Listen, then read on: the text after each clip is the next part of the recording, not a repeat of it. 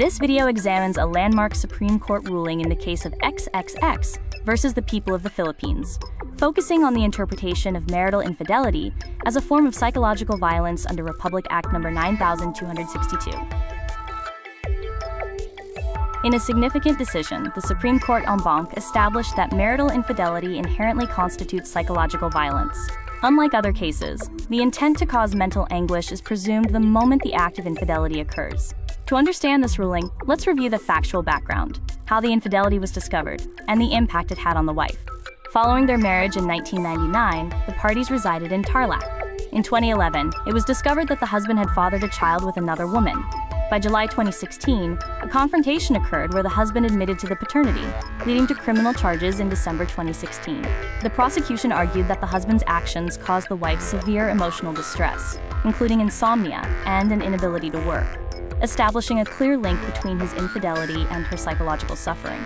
The legal core of this case involves the statutory elements of psychological violence and the presumption of specific intent, or mens rea, in instances of marital infidelity.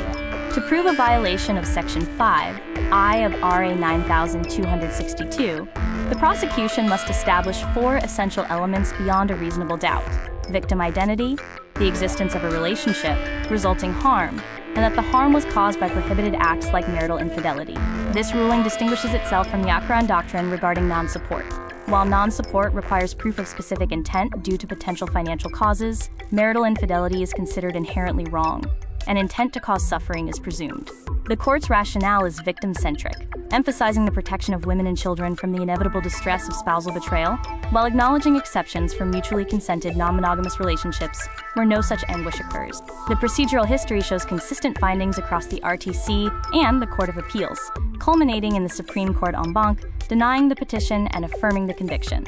This decision reinforces the state's policy to protect the safety and welfare of women and children by classifying marital betrayal that inflicts psychological suffering as a criminal act of domestic violence. In its final judgment, the Supreme Court affirmed the conviction, imposing an indeterminate prison sentence, a fine of 100,000 pesos, and mandatory psychological rehabilitation. The sources for the images and legal information used in this video are listed here for your reference.